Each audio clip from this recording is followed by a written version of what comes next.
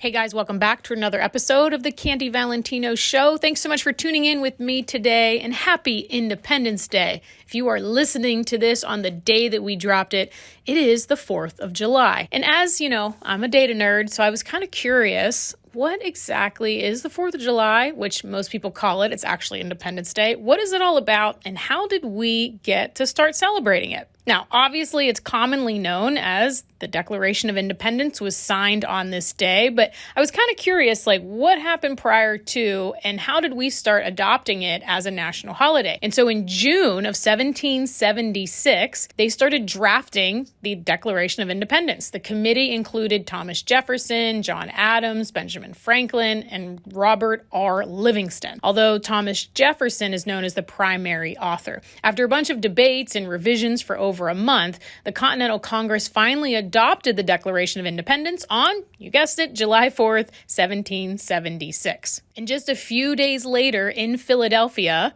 Pennsylvania, the Declaration was read publicly for the very first time in their Independence Square. These public readings then had bonfires and parades, and they fired a bunch of cannons and muskets. And so these celebrations really continued to evolve over the years, and it became a state holiday. Well, it actually became a federal holiday in 1870, so not just, 100 years-ish later, and then became a paid federal holiday for all federal employees in 1938. Obviously, it is still a significant national holiday where there are parades and picnics and American flags everywhere celebrating American patriotism and our independence and freedom. And before we get into the episode, I just want to send a sincere and immense thank you to any active military that happens to listen to the show, any veterans that listen to the show, and any family of any active military or veterans of the show. Not only does it take that individual to make such sacrifices for our freedom and our country, but there are also massive sacrifices on the families of those who serve. So just on behalf of all of us and myself and everyone here at the Candy Valentino Show, we just want to thank you so much for your service, for your sacrifice, for the things that you carry around in your mind, for protecting us, for defending our rights, and for allowing all of us to celebrate Independence Day. In addition to July 4th happening, Independence Day happening in July, it's also the mark of 6 months of the year gone and 6 more months to go, and it's also the beginning of the third quarter of the year. So I wanted to share a few things today because I think it's a really critical time for entrepreneurs to assess strategies and reflect on what's been working, what's not been working, and set new goals. So today's episode, I want to discuss how you can set yourself up for success in the next 6 months by focusing on just a few things. And in full disclosure, this is my own personal process. The half-year mark for me, I've always loved because it's a great time to really pause intentionally, review, reflect on what's working, what's not, and then reset for the next half of the year. And the week of July 4th always seems to be a great time to do it. Most of your staff and employees is probably out of the office. Most of the businesses that you work with or vendors are probably unavailable. And quite honestly, it's so frustrating that the business world tends to shut down for a week and not just a day, but nevertheless, not everyone is on the same schedule. And just a reminder on this before I start, some people listening need push, and there are some people listening that need peace, and you have to decide which you need. If you have been running really hard these last few months, taking a day to chill with your family, enjoy, it's okay. But if you haven't been pushing and you're not where you want to be, and financially you don't have that privilege to just coast or go on vacation, then let this be the push that you can miss a picnic to achieve your dreams and you'll live. I worked through a lot of holidays for a lot of years. And if that was the price I had to pay to get to this place in my life, I don't regret it in the least, because every yes you make is a no to something else. So I just want you to remember that as we not only go into this episode, but also into the last half of the year. Do you need push? Or do you need peace? And every yes you make is a no to something else. So let's dive in to my process of what I do starting July 1st, the third quarter of the year. All right, first things first, review. That's number one. We've got to analyze our financials from Q1 and Q2 to take a deep dive in your financial statements, pulling out. If you haven't done your State of the Union meeting, you absolutely want to be doing it now so you can be reviewing your cash flow statements, your income statement, P&L, your balance sheet, looking to see how your cash flow is working, what it's trending like compared to the prior year, those first 6 months, any revenue trends, or maybe just any patterns that you can identify. You're going to want to look at key metrics like your revenue growth, your sales revenue, your profit margin, number of customers, your expenses, and how your allocations are working. This is a really great time. You have enough data in these first 6 months to review and see how you're looking for the year so that you can make projections for the next 6 months. It's also great to review that data against the prior year's 6 months so that you can see how you're doing on the exact same time period. The reality is that 91% of all businesses fail in their first 10 years, and 100% of those failures, well, I should say 99.4% of those failures are due to a money issue, either lack of cash flow,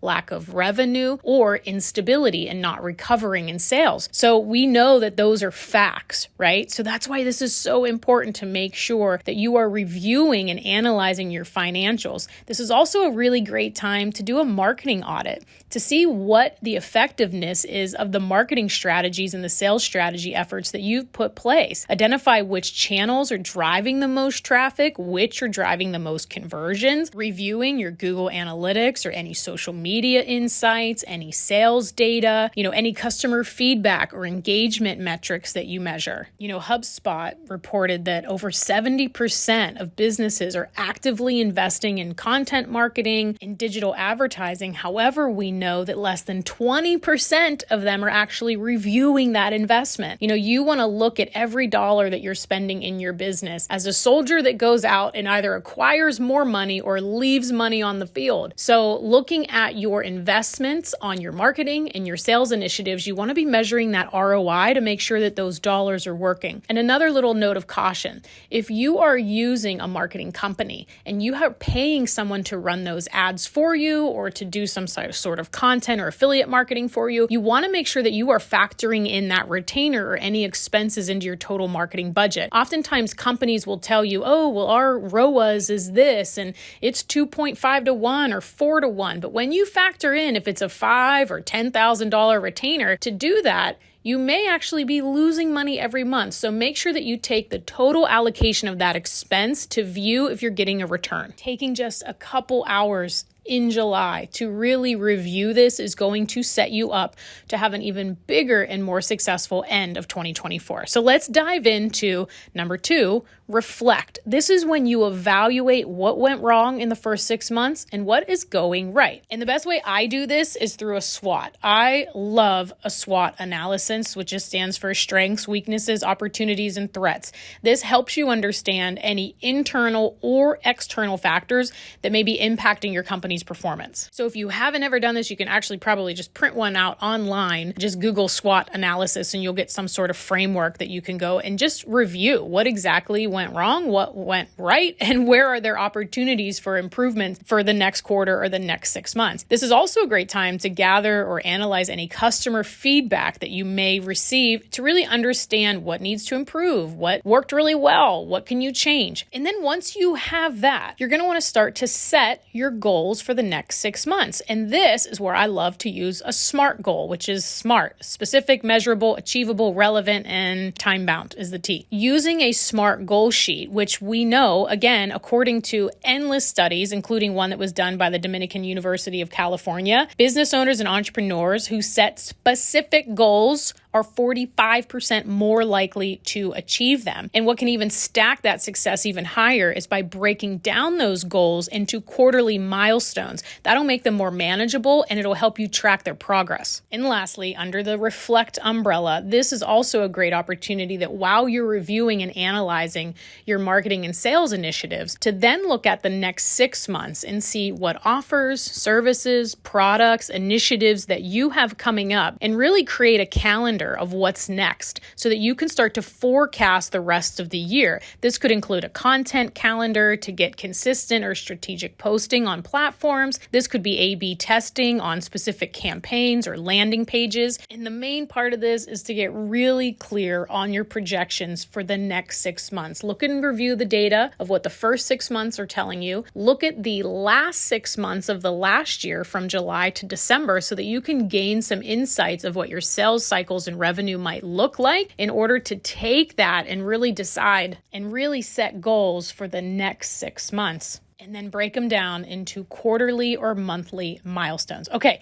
that's going to bring us to number 3. We already reviewed what it is that we analyzed and where we've been. We've already reflected on exactly where we want to go based on that information. Now it's time to reset. Is there anything that we need to reset or change that we did so that we can help make these next 6 months better? And I'm just going to give you some ideas. Employee development. LinkedIn found in a study that 94% of employees would stay at a company longer if they had invested in their career development. So is there an opportunity for you to invest in training or personal growth, or even boost team morale with regular check-ins and recognition for achievement? When's the last time you had a team meeting or performance reviews, or really got into the day-to-day with your team to find out what's working, what's not, what we could be doing better. And this is also a great opportunity to figure out if some of the team members on your team are best suited for where you're going in the next 6 months. Are they able to handle that capacity, or do you need to hire or expand? And then outside of the team bucket, I'm always looking to see, can we innovate? Can we do something different? Can we automate something? Can we adapt? When we look at what went well and what didn't, are the things that didn't go so well, could we do them better? Do we need to completely scratch it? Do we need to go back to the drawing board, or do we just need to reimagine it? 2 of the questions I just said to 2 different team members today, 2 of the questions that I obsess on all the time. What am I missing? How can I make this better? And oftentimes in this 6-month check-in mark in July is a great time to do that. When you look at your team, you look at your products, services, offerings, you're looking at your finances, asking those questions, what am I missing? How can I make this better? It is amazing what your brain can sift and sort through in order to help you find better answers, better solutions, which, as we know, are going to create a better result. So under our reset, we talked about people, your team. We talked about product. Is there anything that you can innovate or make better? Another is to talk about your customers. Are there anything that you can implement or enhance, either a loyalty program or personalized experience for your customers? Are there any strategic partnerships that you can have to open new markets or maybe enhance your value proposition? Are there any collaborations that may be able to lead to mutual beneficial growth? Are there any events or trade shows or conferences that you can network with peers or have an opportunity to market your services? And it's a perfect opportunity for you to check in with you, the entrepreneur. Like, your business will never grow past your level of knowledge, of energy, of innovation, of thinking. And so making sure that you're taking time to check in with yourself to see how your health is, how your energy is. Are you feeling burnt out? Are you feeling uninspired? Do you need to take a vacation? Do you need to do some hyperbaric therapy and go and do sound baths or whatever it may be for you? This is a great time to really check in on your health. See if there's anything that you can do in order to help, because if we build a better entrepreneur, we are going to build a better business. And so make sure you don't lose yourself in the process of building a business. But as we move into the 3rd quarter of the year, taking time to review, reflect, and reset can really set the stage for a successful second half of the year. And by analyzing your financials and your marketing efforts, by setting really clear goals, by getting those quarterly benchmarks set in place, by innovating any approach that you may need to change or tweak, you can really ensure that your business remains competitive and thrives for the long haul. Because remember, what you say yes to now, it's going to be a no to something later. So the actions that you take today are going to shape the trajectory of your business in the coming months. All right, guys, thanks so much for tuning in and spending this time with me today, and have a wonderful Independence Day. I'll see you next time.